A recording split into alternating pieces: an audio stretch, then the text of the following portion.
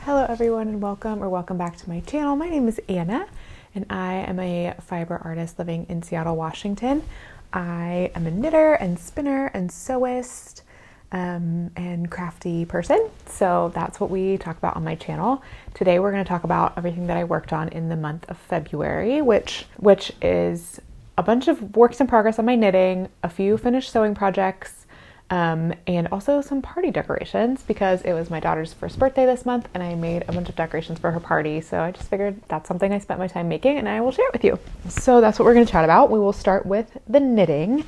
I've got a couple like solid whips, a project that I started that I think I'm going to abandon, and then some swatches. So my first whip that I will talk to you about, work in progress, is my Sun-In sweater by the Knit Pearl Girl, which is a beautiful pattern with lovely color work on it that I'm actually not doing. I'm just using the pattern for the I really loved the lateral braid details around the collar and the cuffs, and I really like the shaping of the sleeves as well. So that's why I decided to choose this pattern, and I am knitting it in my very own hand spun yarn. This is, I've talked about this a lot of times, so apologies if you're tired of me hearing about it, but if you haven't, it's a 100% Shetland wool. It was a woolen prep, so a fiber bat, and then I spun it woolen as well using supported long draw, and I spun 600 grams of this wool. I did 2-ply, and I got about a heavy DK weight yarn, and so I am using that to knit this lovely sweater. This is where I'm at so far. So I've joined in the round for the body and I'm just working my way down. It's been a while since I knit a DK weight sweater.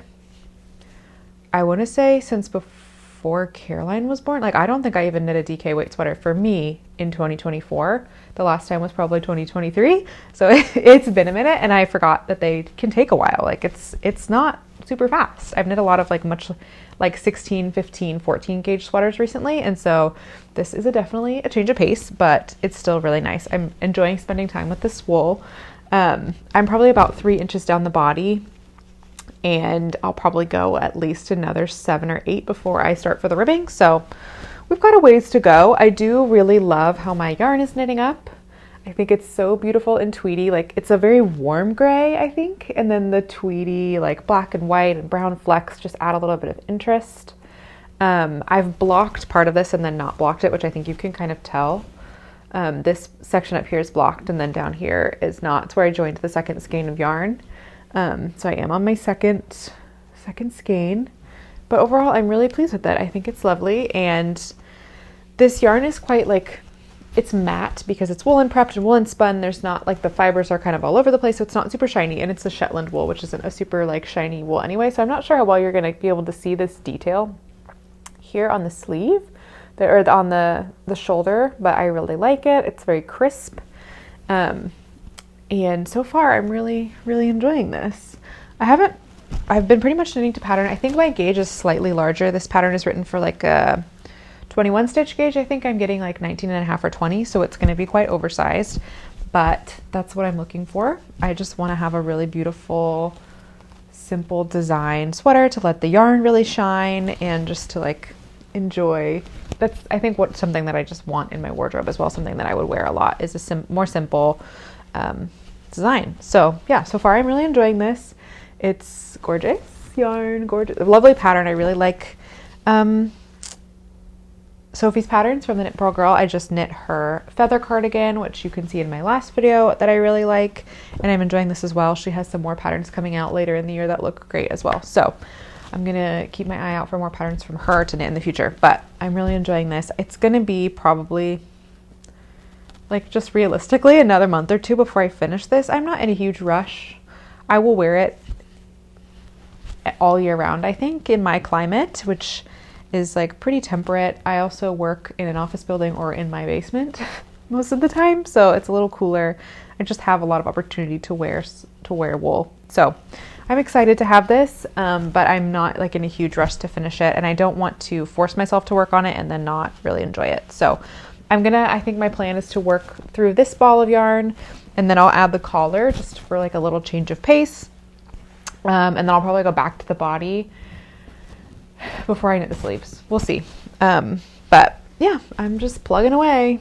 Here she is. It doesn't look like much, but it's a good chunk of the body, and I'm just going to be knitting in the round for a while. So yeah, that's my send-in sweater. So far, really enjoying the yarn. It's just like so satisfying to knit with yarn that you made with your own hands. Like I think I said this in my last video, but I've spent a lot of time with this wool between spinning it and plying it and washing it and now knitting it. So yeah, it's great. This is my second ball and it's going well. I'm really enjoying it. So that's my send-in sweater. Pretty not very exciting progress, but I'm plugging away on that. My next work in progress that's probably the most likely to be finished soon is a little pair of pants for my daughter Caroline. These are the pants from the Holger baby set by Petite Knit. I made her a sweater with this exact same color yarn this time last year. I knit it, I think I started it like basically as soon as we brought her home from the hospital, and then knit it throughout her first month of life. And then I took a picture of her in the sweater every month. I actually need to take her 1 year picture in it still, but I've taken a picture of her in it every month. And so we have like a timeline of her growing in the same sweater. It's really sweet. So now I'm finally getting around to knit the matching pants to go with that sweater. I'm knitting the 1 to 2 year size. And this is the Sendus Garn Sunday in the color Dusty Rouge. It's 3553. And I'm working my way down the like body of the pants, the midsection of the pants before splitting for the legs. And I'm about halfway through that section. I only cast these on a couple of days ago. So I do find that pants, like baby pants, knit up quite quickly. Especially once you get to the legs, it's like super, super speedy. So this is going really well. I love the look of the Sendus Garn Sunday. I feel like it makes really nice, crisp fabric. It does pill a little bit, so I'm a little concerned about how it's going to wear on, like with her crawling. My daughter crawls, she doesn't walk yet, she does a lot of crawling, and so it's like going to be a lot of friction on the knees and the fronts of these pants, but we'll see. These hopefully will fit her for a while still. They're in the 1 to 2 year size, and she actually still wears like 6 to 9 month clothes. She's kind of like middle of the road size baby. But she hopefully will fit these for a while still. Yeah, that's really all I have to show for these, but I'm thinking the next time that I show you my projects, these will be done because I'm really enjoying them and I want to have them finished just so she can wear them a little bit over the next couple months before it warms up. So yeah, that's my Holger baby pants. I love this color. I think it's really beautiful. And she has very similar coloring to me. She has very, very bright blue eyes and fair skin. So I don't know. I love this like rusty color and I think it will look really good with her as well. And it'll be cute to have like a little matching sweater and pants set. So that's that, my second work in progress. My third one I'll just talk about for a second. I showed you these last month. They used to be the Grow Socks by Fiber Tales, and I was like, basically while filming that video, decided I was going to rip them out and restart them, which I have done. I have ripped them out and restarted them. I think I recast them on like around Valentine's Day. So I've decided to go toe up because again, I only have 50 grams of this yarn and I want to use it all up. When I do toe up socks, I generally base them off of the Homely socks pattern by Fiber Tales because it has a fleegle heel and I really like the fit. I've made that pair of socks before and I really like the fit of them. So that's what I'm doing right now. And yeah, I've just knit the toe and I'm knitting the foot, and I'm just going to be knitting the foot in the round on these for a while. I think I originally at the beginning of the year said I wanted to knit a pair of socks every quarter, so every 3 months. So it means I have till the end of March to finish these if I want to keep that goal. So we'll see if I can stick to that. I'm hopeful. I would like to have these done. I really like hand knitted socks. I don't have that many pairs because I went on like a sock knitting spree and knit like 3 or 4 pairs. But I knit them with yarn that wasn't really very conducive to sock. It was like it was like a pretty loosely spun merino silk for a couple pairs, and so it hasn't worn very well. And so my Homely Bee socks are the hand knit socks that I wear the most, but they're also made from like 100% non-superwash wool, and so I don't want to wear them too often to rough them up. Anyway, this is a superwash merino nylon blend sock, and I think once I finish them, I will wear them quite often. So I need to keep trucking on these. I feel like a couple of days of concerted effort and I could make some good progress. Like I haven't touched these in over a week, and so this was like 2 or 3 days worth of knitting. It's not that much. So if I can keep going on these, I think that would be great. So yes, those are my socks. And then I started this project kind of on a whim. I wasn't really feeling super in love with any of my other projects. So I started freestyling a Fair Isle headband. And I got this far, and I think I'm going to quit. So basically, my mom has this beautiful cardigan from Laura Ashley that she's had since like probably the 90s. That has this, it's an all over colorwork cardigan, and I really like it. And one time when I was at her house, I like sat in front of the cardigan for like an hour and copied the motifs of the cardigan into a knitting chart. So this, I decided to use part of that chart to make this headband, thinking that just like it's a tube. It's basically like the size of a sock, but it's a tube. And I was thinking it would be like a really nice headband, like ear warmer kind of headband, which is my dream for this. And it has a different motif, and I would do the motifs a couple times to make a headband, which is all well and good. And this is like, I don't know, a day or two's worth of work. It's not that much work.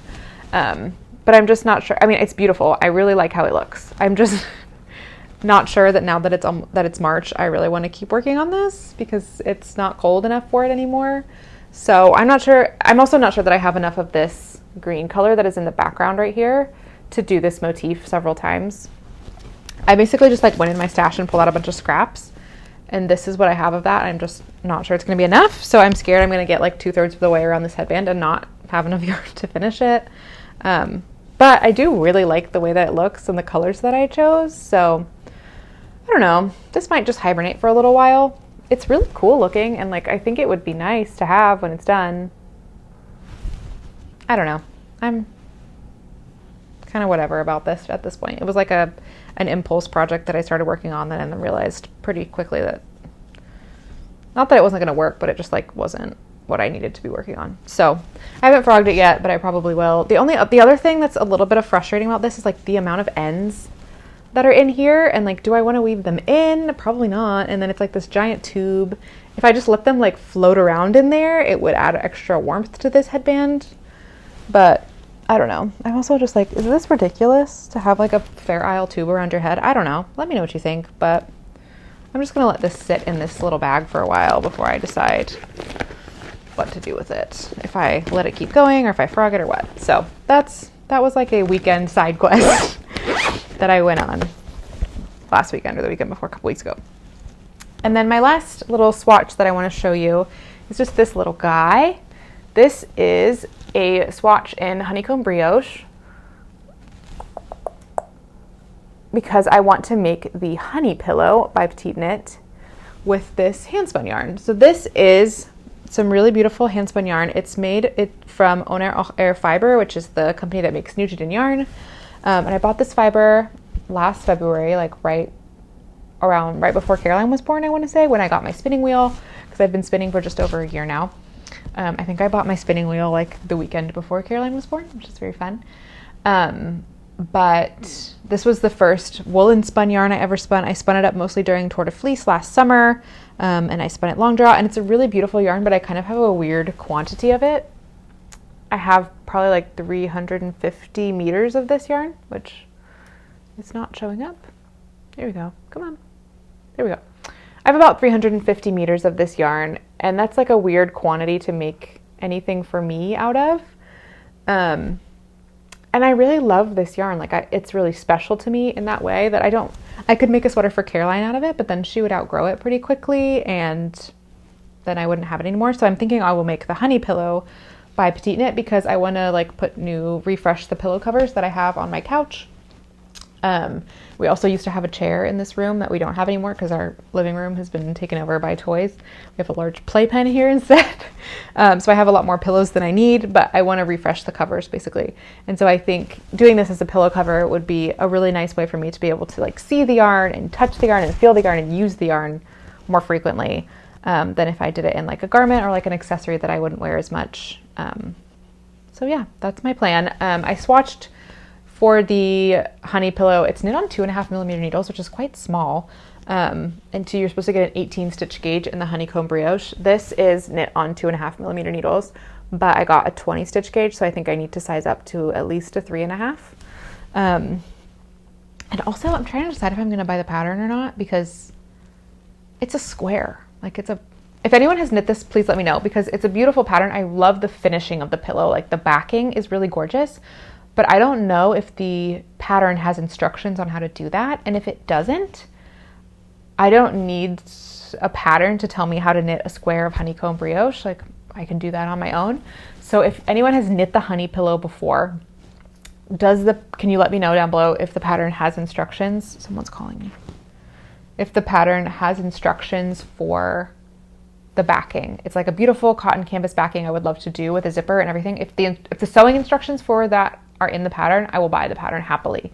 If they're not, I might just do my own square of honeycomb brioche. So if you've knit this, please let me know. I would love to know if that's included in the pattern or not. But yeah, this will probably not, I don't know when I'm going to cast this on. I just wanted to swatch for it. So I really like knitting honeycomb brioche. I did a project in it last year and I like it a lot. So I'm excited to be able to knit it again. It's really like Moorish. It's basically like a 4-stitch repeat with some knit belows, and I really like it. It's especially nice knit. It's very easy to knit flat and in one color. So yeah, that's my honey pillow plan.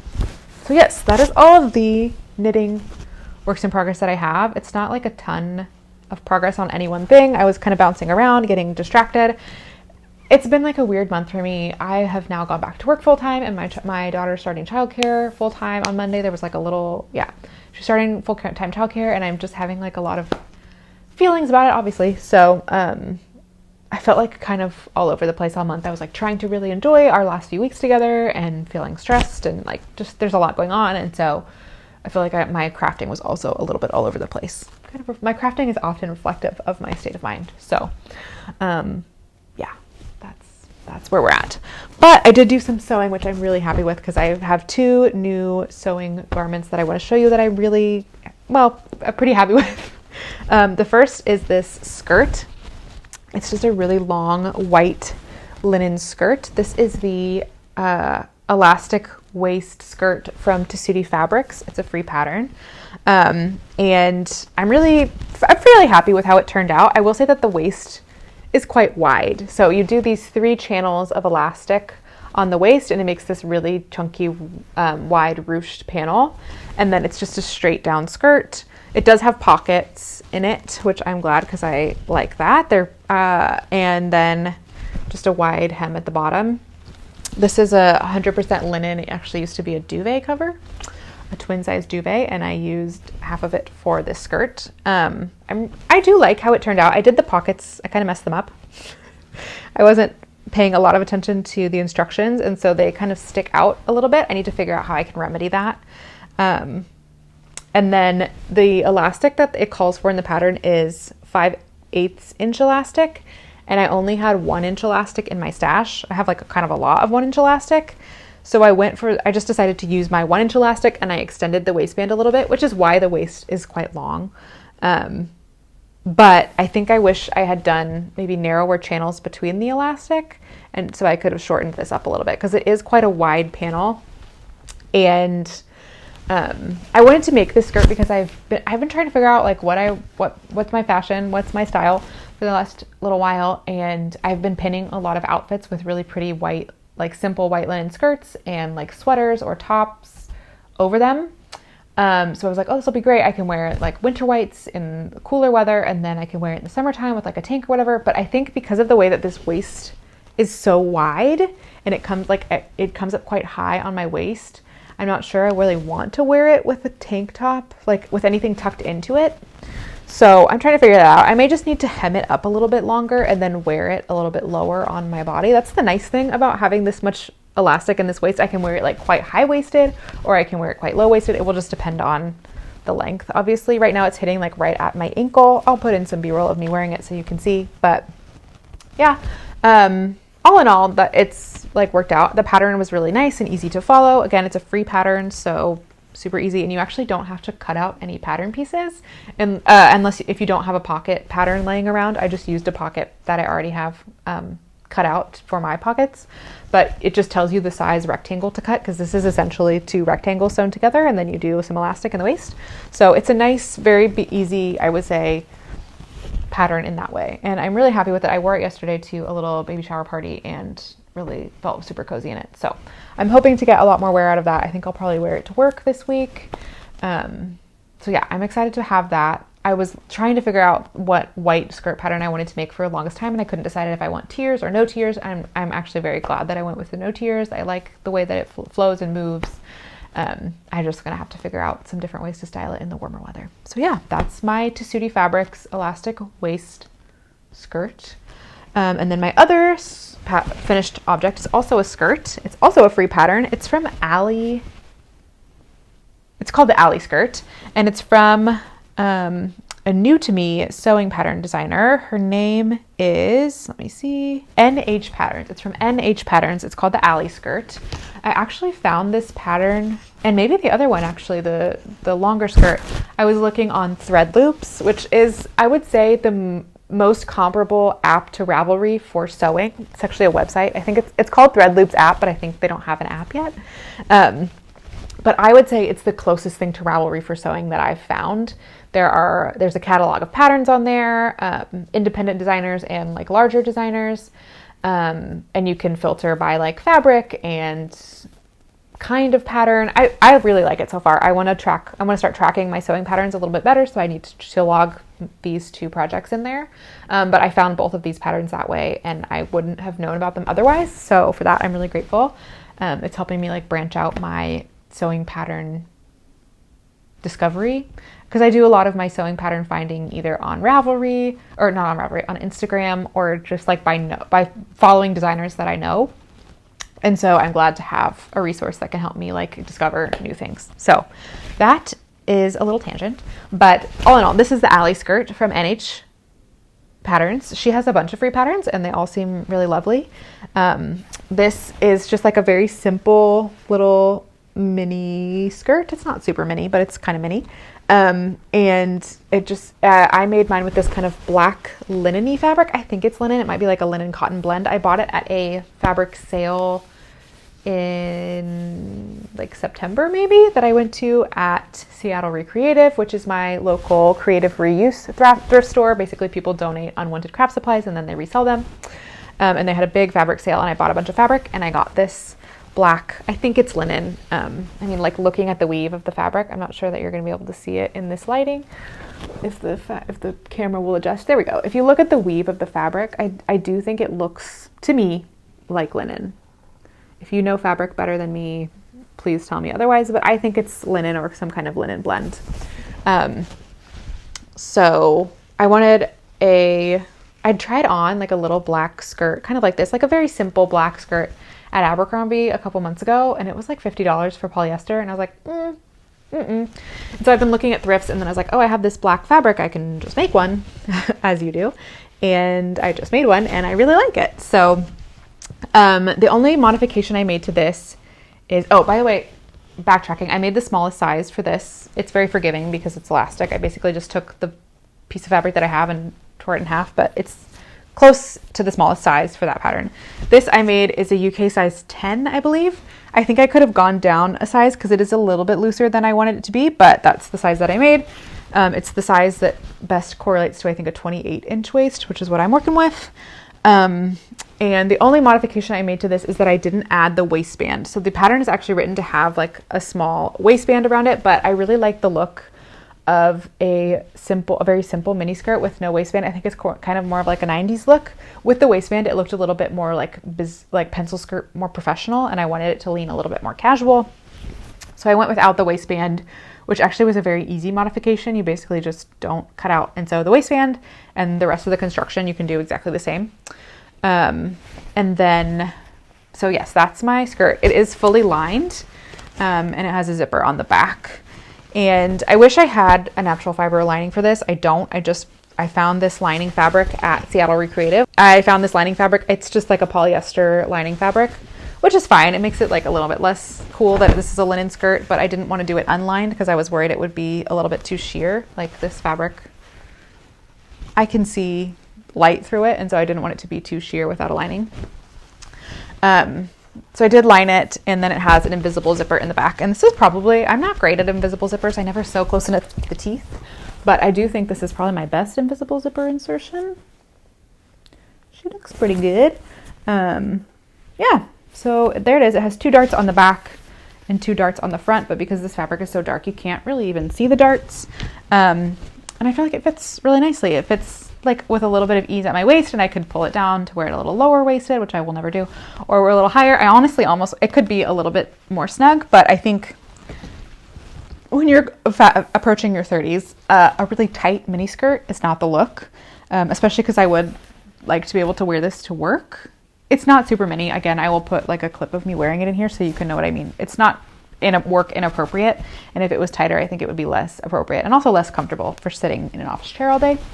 So yeah, that is this. This is my most recent finished object. I actually just mostly sewed this up last night and today, and I'm really happy with it, and I think it will be good for my spring wardrobe. I'm excited, and if I wear it a lot, I might make another one. So yeah, that is that. There is NH Patterns has another little skirt pattern, a very similar A-line shaped skirt pattern that has pockets in it. And she has some other really fun, pretty patterns. So if you haven't ever heard of her, I would recommend checking her out. She's a British sewing pattern designer, and she has some great patterns. So yeah, that's all of my apparel sewing. I did sew a couple things for my daughter's birthday. So if you don't care about this, that's fine. Thanks for watching. I'll see you next month or in my next video. But if you do want to stick around to I'll chat you quick about a couple things that I made for Caroline's birthday. Her birthday party was just like a friends getting together. It was a lot of, there were kids here, her age and around. But it was also just like a party where we got together and celebrated her and ate cake. But I wanted to decorate the house to just look very like fun and whimsical. I wouldn't say I really had a theme, but it was more just like pastel, kind of cute, nostalgic. I wanted it to feel springy because late February isn't really spring, but it sometimes can feel that way. And so I just wanted like a happy, colorful, childish joy kind of theme, which is what I went for. So I made a bunch of paper chains, which I will put some B-roll in of kind of the way that I had decorated things. But I bought this, basically the color palette for the party came together as like, I wanted colorful pastels. I bought this block of scrapbook paper at Michael's to make paper chains because I knew I wanted that to be part of the decorations.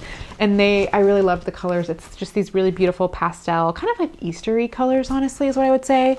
Rainbow. So there's pink, orange, yellow, green, blue, purple.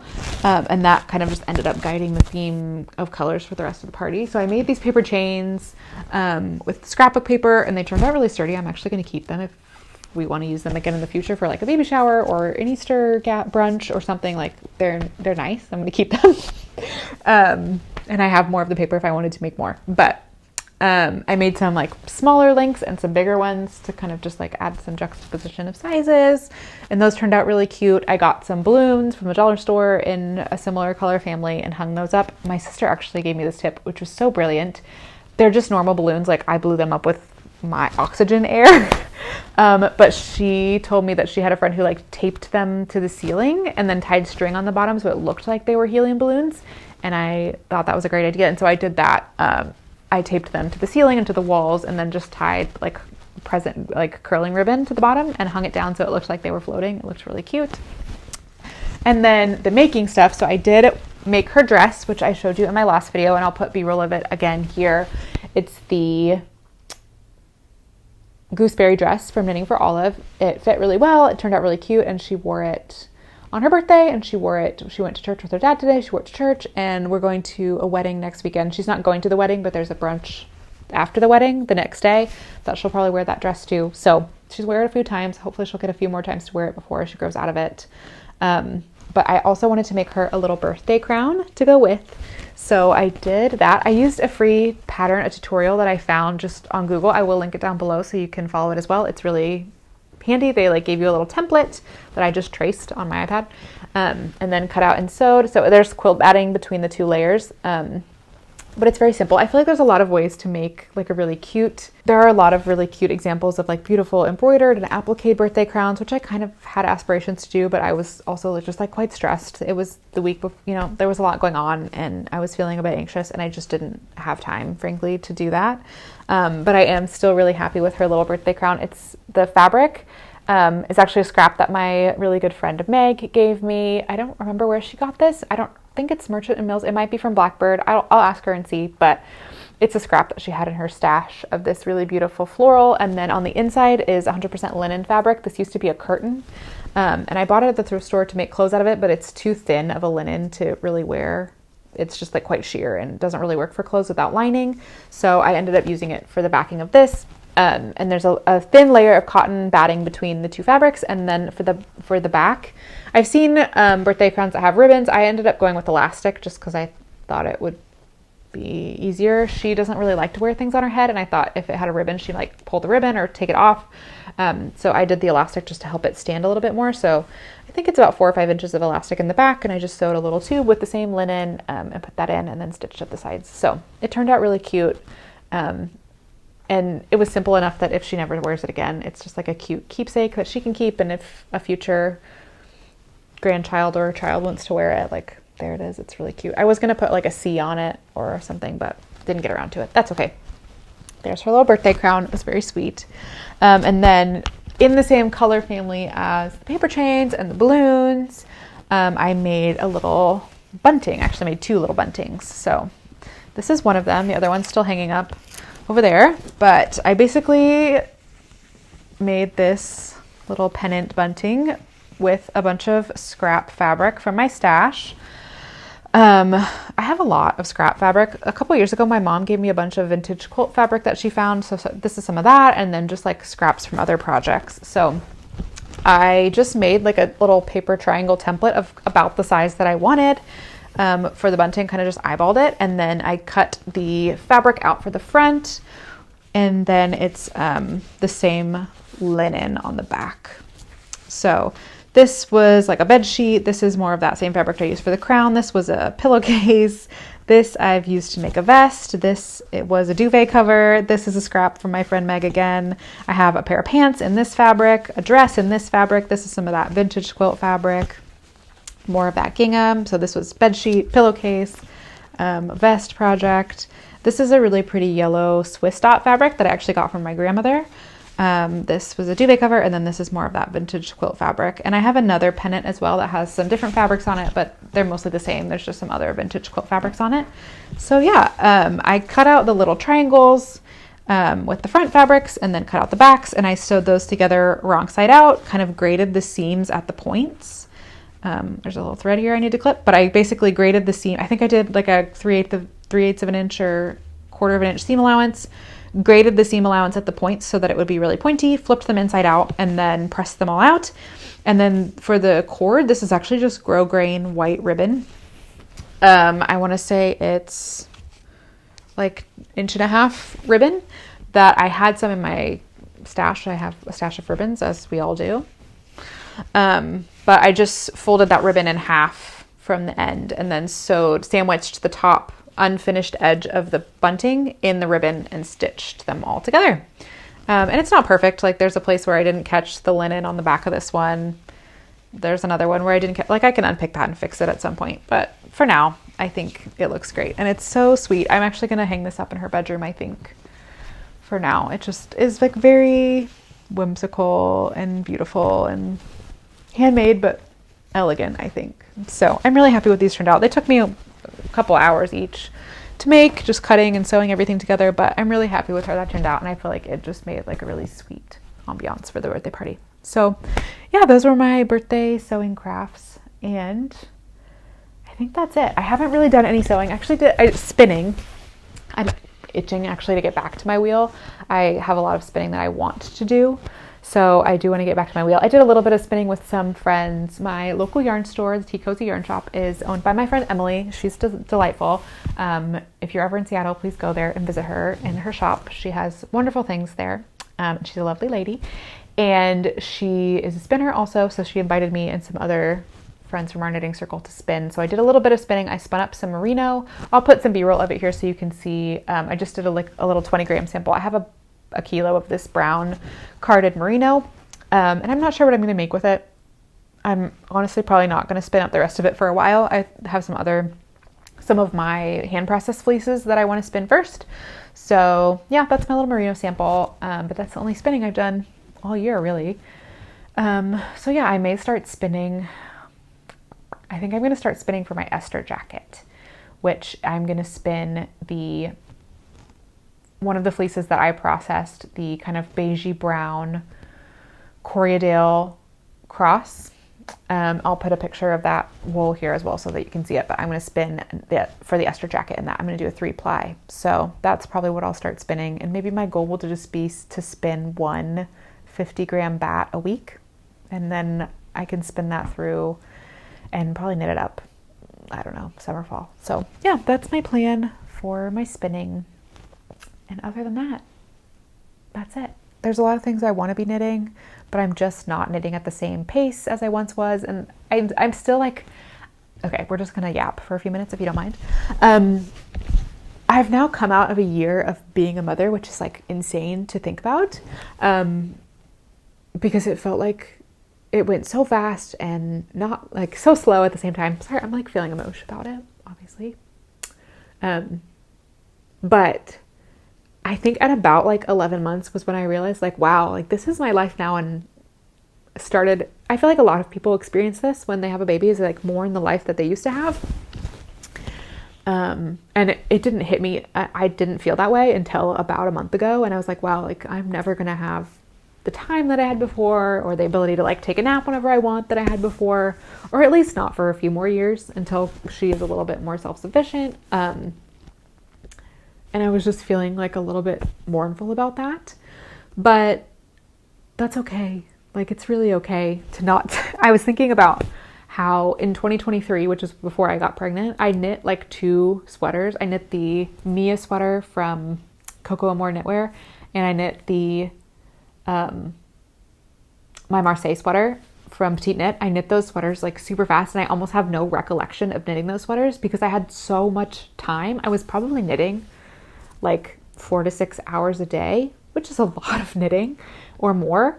And I just don't have that kind of time anymore. And I also have so many things that I want to be doing with the limited amount of free time I have that I just don't have the capacity to knit that much anymore. And that's okay. Like I want to be spinning, and I want to be sewing, and I want to be spending time with my daughter or my husband, or going out, like exercising. I just am finding more ways to fill my time, finding more ways that I feel fulfilled when I'm filling my time, that I just don't have the same desire to constantly knit as I did. And that's okay. So I just am learning to give myself a bit of grace. Like, I don't have that same amount of time, and it's not how I want to spend all of my free time. And so I'm just not going to have as much to show. And I hope that's okay with you all. And we can find other things to talk about on this channel, because I do love recording videos for you all. And I love sharing with you because you're such wonderful and kind people. And so just so you know, I have like a heads up. I don't think anyone's expecting me to be producing in like 2 to 3 sweaters a month anymore. That's not realistic.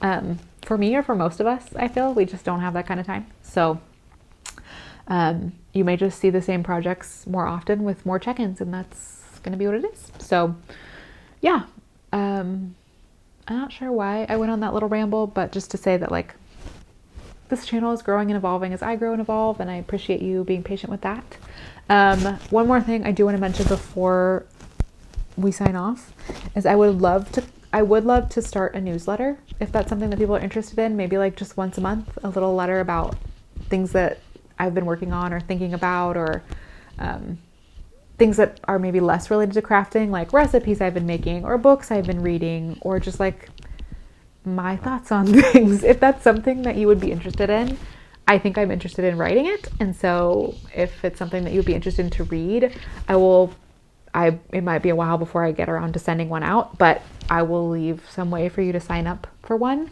down below. So yeah, I think a little workshop newsletter, like a workshop weekly, or like a workshop monthly catch up. That's not a video. That's maybe something I do off cadence with my videos. I don't know. Let me know if you're interested. I think it would be fun. I really enjoy writing. I always have.